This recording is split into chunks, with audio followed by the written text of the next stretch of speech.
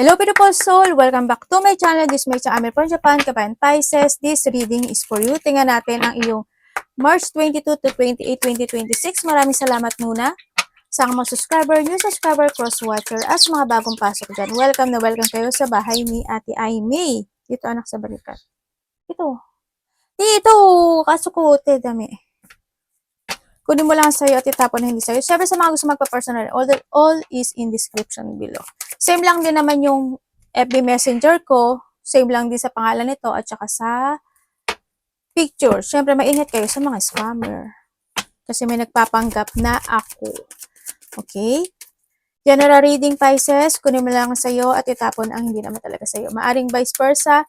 Energy mo, energy ng person mo, energy ng malapit sa puso mo, nangyayari, or mangyayari pala. Use your own intuition, lawakan nyo ang inyong isipan, ano man ang gender mo, ano man ang edad mo, wala sa baraha ang kapalaran ng tao, lagi nyo tatandaan yun, kayo pa rin magbabago na to.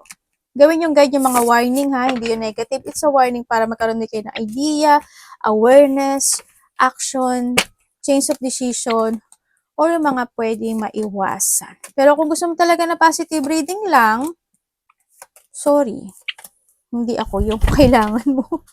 Baka hindi mo magustuhan yung mga sabihin ko. Siyempre, try to analyze yung mga reading natin kasi makakatulong to sa inyo.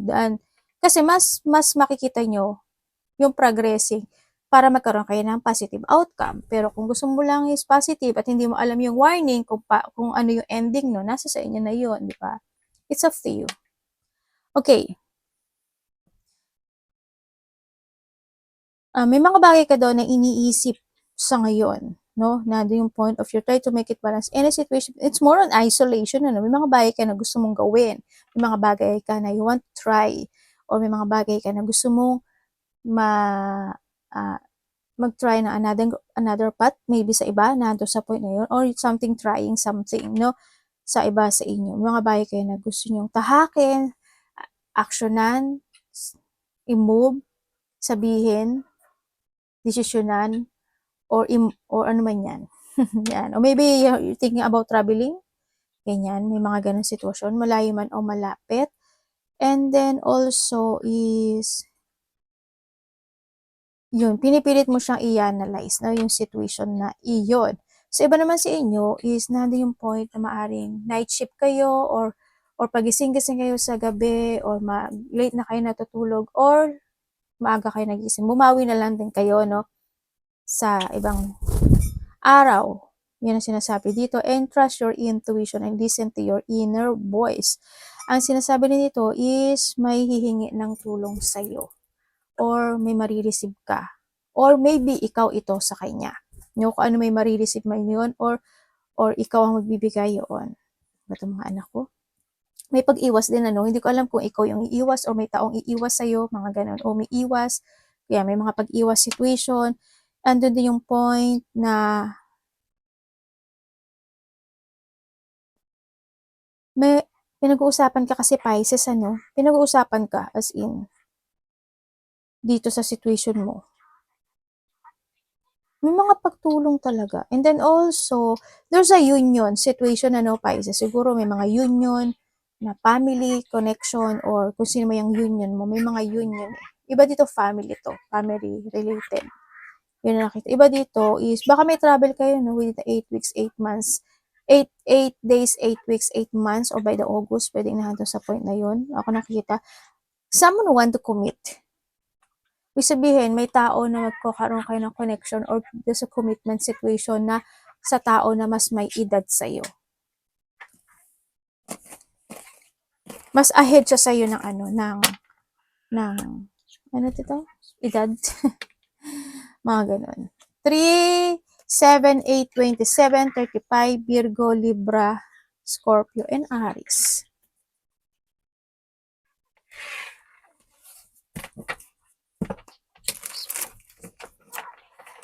Okay, may mga bagay o sitwasyon ka na you want to change. There's a feeling drain situation ako na nakikita sa'yo or may mga sitwasyon na medyo mai-stress ka or worrying ito, no? May sinasabi dito na may mga nasasayang na oras, panahon, or pagkakataon. May sinasabi nga may mga nasasayang na oras, panahon at pagkakataon daw sa iba sa inyo. And then nahando yung point na maaring iba sa inyo is yung mga bagay kayo na gusto nyong tapusin na or matapos.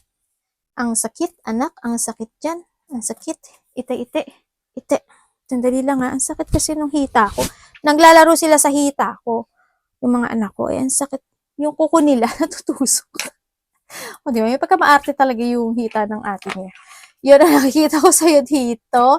And then also is, merong sitwasyon or tao, pwedeng gano'n, na makapagpapadrain sa'yo.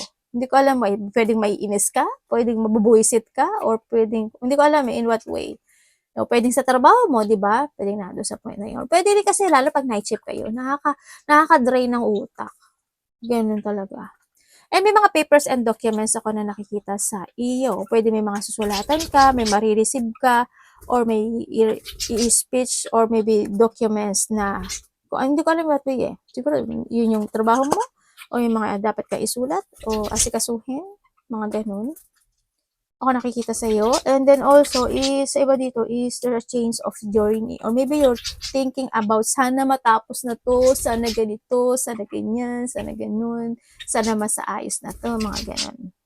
Pwede na doon sa point na yon. Or may tao na magkakaroon ka ng distance. Tulad ng sabi ko, or sa iba sa inyo, is may tao na kukonect sa'yo in a distance. May travel ako nakikita sa'yo. Pwede nga doon yung point na may pag-uusapan about relating to travel, vehicles, ganyan. Sa iba sa inyo, tinatago ko yung anak ko, natutusok ako sa katuka. Yun ang nakikita ko sa iba sa inyo. Or may mga movement, i-move ka raw. Pero alam mo, ang hindi ko lang maintindihan dito sa'yo is may tao daw na cheater. Ibig sabihin, may magsisinungaling. May magloloko or magsisinungaling o mangliling lang. Ingat ka. Mag-trust ka talaga sa intuition mo. May sakit ka ba? Or someone's connected sa you is may sakit. Or may mga stressful situation. Kasi there's a illness situation ako nakikita sa iyo. There's a loss, ano? Sana walang nawalang buhay.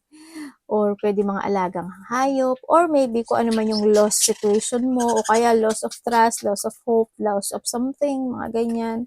Ako nakikita. And then also is new beginning. May new beginning naman. Ako nakikita sa iyo. Dito.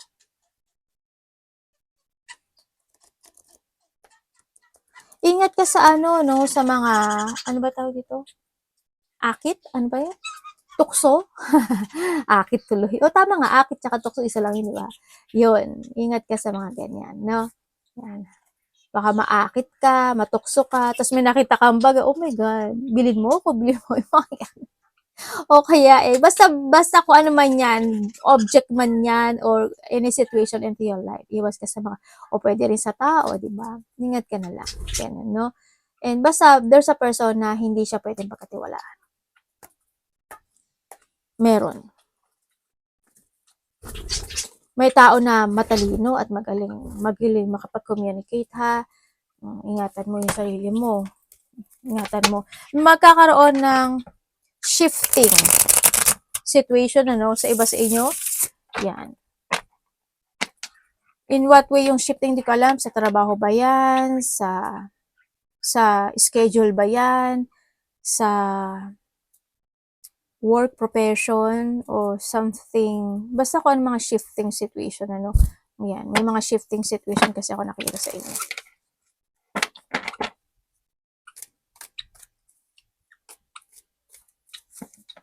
Basta wag kang masyado magtitiwala, ha.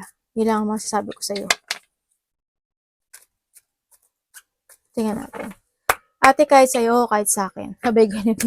Tingnan nga natin. Energy mo. May vehicles. Hindi ko alam kung ano yung vehicles na sinasabi dito. Kung bibili ka ng vehicles, pagpapagawa ka ng vehicles, or may babayaran kang vehicles, any vehicles, mag-ingat ka kasi baka maloko ka. Baka madaya ka o malinglang ka. Or magsisinungaling. Ganyan. Tingnan natin. Energy ni 8 Pisces. Tsaka ingat kayo sa mga travel situation nyo, ha? Energy po niya.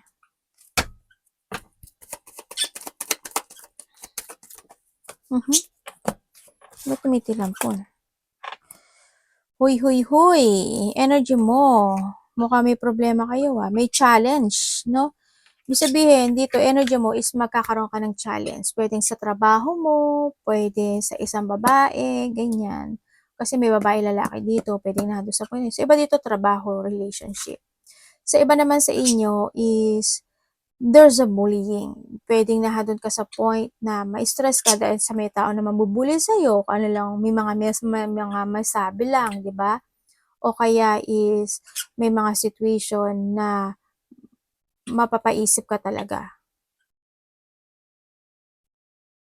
Ganon. And then also is energy mo. Strong naman yung personality mo kasi ready to challenge ka naman din sa nakita ko dito. Siguro may mga babalikan ka lang. Yun ang nakikita ko. Na ayusin o resolbahan. Pwedeng nahandun sa point na yun. Pwedeng yun yung makakapagpapasad sa'yo, no? Or maybe sa iba sa inyo is magkaka-loss of thought or maybe battle thought situation mahandun sa point. Pwedeng nahandun din sa point na may mga conflicted situation, mga conflict, mga ganyan. Yan. May mga problema. Sana wala kayong sakit syempre. Pero meron daw sitwasyon na babalikan sa nakaraan. Para may something resolving situation yan. So iba sa inyo, magkakaroon ng may mga tao or may tao na disagreement, may mga disagreement. Ganyan. Matataas ang ego, o pwedeng ikaw ito. Kapag may mga bully, sipain mo, joke. Nagturo ng mali si ate.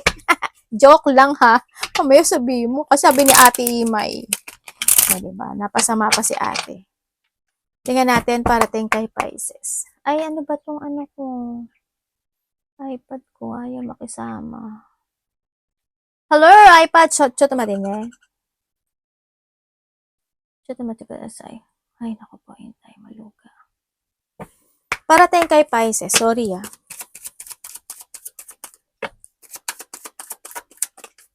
Alam mo, mag-ingat kayo. Payo ko lang sa inyo ha.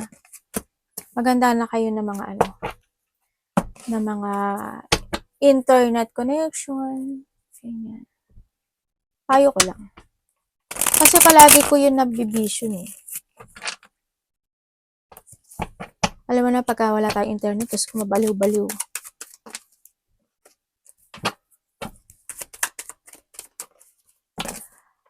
Okay, parating sa iyo.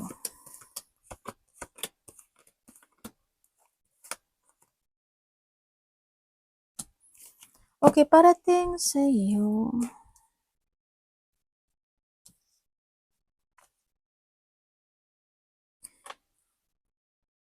Parating sa iyo is within the 3 days, kahit 3 minutes, 3 hours, 3 days, 3 weeks, or 3 months, or maybe by March, pwedeng ganun, or 3 months man siya, may blessing na darating sa iyo.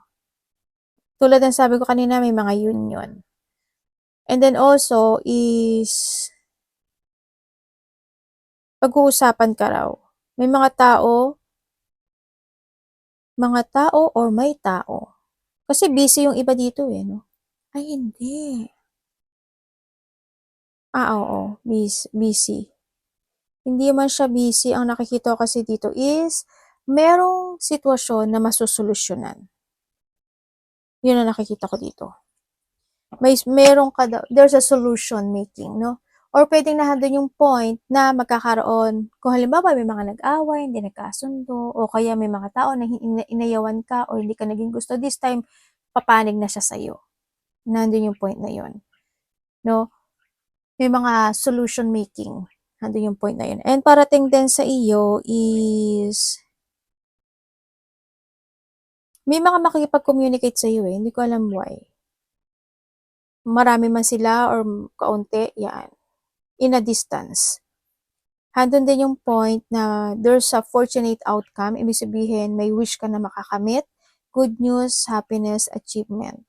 and abundance is coming within the 1 to 2 to 3 days, weeks, months man yan, no? And then also, parating din sa'yo is, meron ka daw makikilalang bata. Mas bata sa'yo, ibig sabihin. No, Pisces? Pwedeng kilala mo na ito, tapos magkakaroon kayo ng mga bonding situation, pwedeng nandun sa point na yun, or magkakaroon kayo ng mga pag-uusap, or pagkakasundo, o pwedeng magkakasundo, or magsi-same page kayo nitong tao na to, nandun sa point na yun. And then also, parating sa'yo, there's a new beginning and there's a new horizon happening into your life. Merong mother figure din ako na nakikita sa'yo. Maybe ikaw yung mother figure or someone, is there's a mother figure na ko-connect sa'yo. May dumidistansya sa'yo? Or ikaw yung lumalayo? May ganun talaga ako nakikita sa'yo. Meron din naman sa iba sa inyo is may tao na nakausap niyo na noon and then this time makakausap mo siya muli ngayon. May nakaraan na magbabalik. O may mga sitwasyon na naganap noon na magkaganap muli ngayon. Pwede na doon sa point na yun. Or sa iba sa inyo is ano tawag ito? Teka lang. Magkakaroon ka ng mga reminiscing from the past situation. Ayan. Or pwedeng may tao dito na magpapaalala sa'yo sa mga nakaraang sitwasyon. Yun ang nakikita ko. Travel also meron. Ano ang dapat iwasan ni Pisces?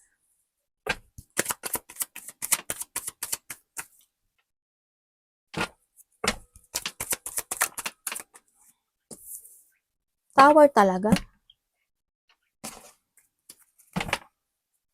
Ano po yun? Dapat iwasan.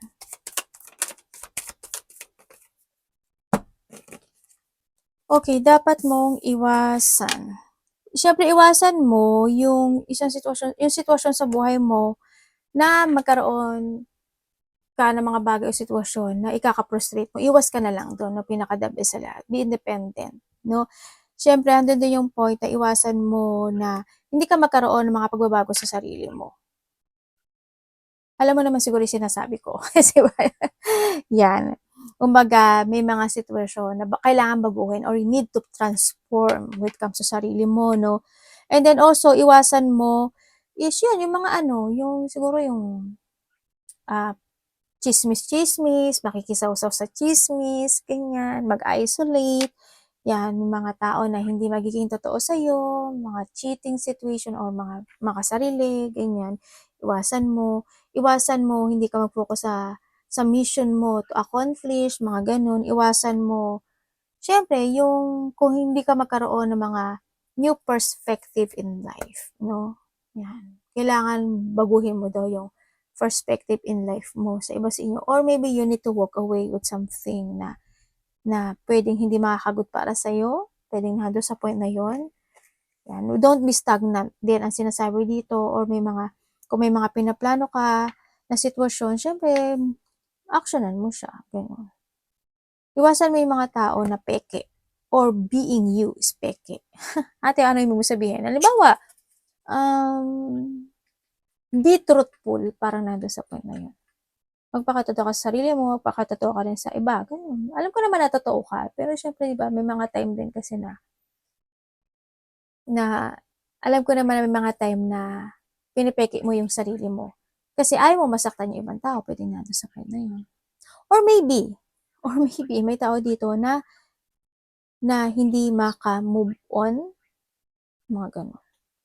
If there's a situation na you need to move on, mag-move on ka, no? Sinasabi dito, finish the unfinished. Tingnan natin ang love ni Pisces. Love, kapatid, anak, magulang, karelasyon, kaibigan, pamilya. Love ni Pisces. Please show me. Pisces in love. Ay, 3 of Swords. Ha? Ang aga naman. Ano yan? Galileo. Masyadong masaklap ah. Sorry. Gulat lang ako sa ano mo.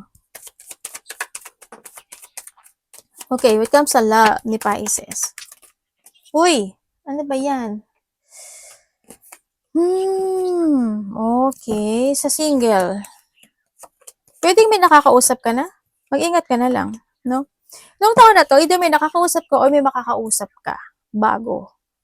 Ganyan. Mag-ingat ka sa kanya kasi itong taon na to medyo may makasarili. Pwede makikilala mo to sa iba sa inyo is by the internet. Ganyan. O basta makikilala mo siya bago siya. O may nakakausap ka pero naghihintay ka ng sign. Pero mag-ingat ka dito ha kasi hindi siya totoo. Hindi siya malalaman mo at the end. Pero siyempre, wag mo nang hintayin yun. Mag-trust ka sa intuition mo. Pero itong nakikita ko, hindi siya totoo. Sinungaling. Sneaky. Kumbaga, is very independent kasi yung energy na nakuha ko sa kanya. Pwede na dun sa point na gagawin ko yung gusto kong gawin. Ganyan. Wag hindi mo ako mapipigilan kung ano yung gusto kong gawin, gagawin ko.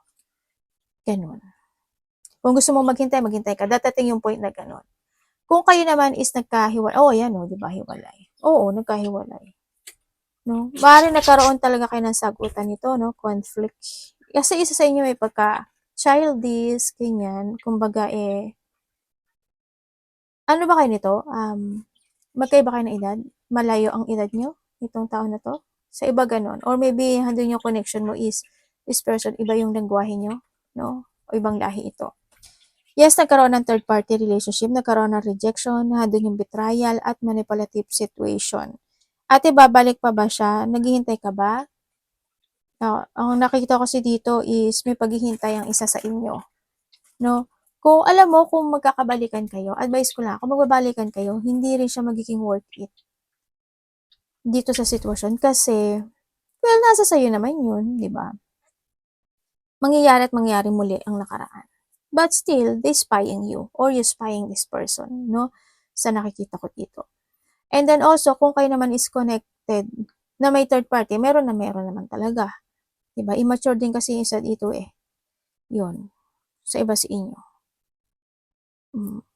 Kita naman eh. Nararamdaman, alam ko naman nararamdaman, pero alam mo kung may third party kayo, wag ka lang pero nasa sa'yo to ha, kasi either this person is on and off when it come in this connection, o nandun talaga you're feeling stuck at hindi ka makapaghintay, hindi ka makapag-isip kung mag-move on ka ba or hindi, o nandun yung point na naghihintay ka pa ng sign. Pero at alam mo naman na, di ba? Alam mo naman na. Ganun. Kung kayo naman is walang third party relationship, may mga time daw na hindi kayo magkakasundo talaga. Ate, babaero ba siya? Isa mga, yun nga, sa third party meron naman, di ba? Pero kung hindi mo alam, malalaman mo daw. Mararamdaman mo. Ate, magbabago ba siya sa may mga third party? Hindi. Hindi talaga. Sa mga walang third party, yan. Nandun po yung point na magkakaroon kayo na hindi pagkakaintindihan itong tao na to. Yan, kumbaga may mga sitwasyon doon na mababalik, na paulit-ulit na magbabalik or paulit-ulit na magaganap ang mangyayari. Sad, di ba? Money ni Pisces. Or pwede may ikaka-stress ka dito sa taon. Masakit tong magsalita or direct to the point tong magsalita tong tao na to. Or maybe this is you ha, vice versa, yung mga hindi nakakaintindi ha. I-google na lang natin.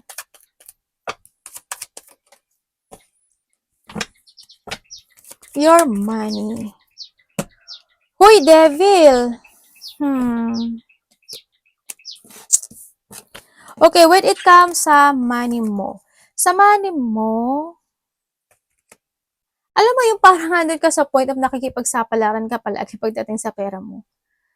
Ganyan. Nandun ka sa point. Halimbawa, minsan okay, minsan hindi, minsan okay, minsan hindi, minsan okay. Nandun ka sa point na yun. Maybe you are also a night shift. No, pwede na nandun sa point na yun. And then, sa pera mo, ate, magsasucess ba ako?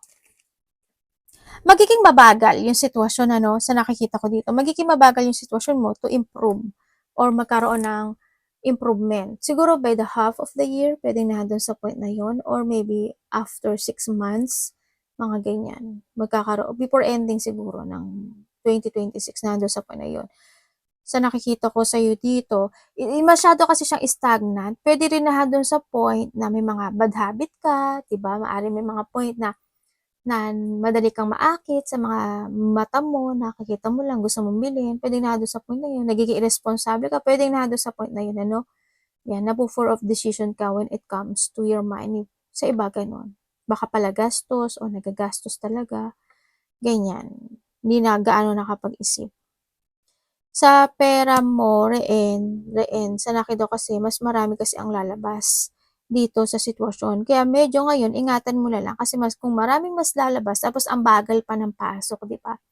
Medyo mahirap nga 'yun, 'di ba? Ingat-ingat na lang. Advice. May mga tukso rin kasi ako nakikita sa inyo pagdating sa money. Ingat ka na lang ano, pagka nagkaroon ng pag-uusap pagdating sa money, ingat ka. Kasi baka hindi maging maganda yung resulta.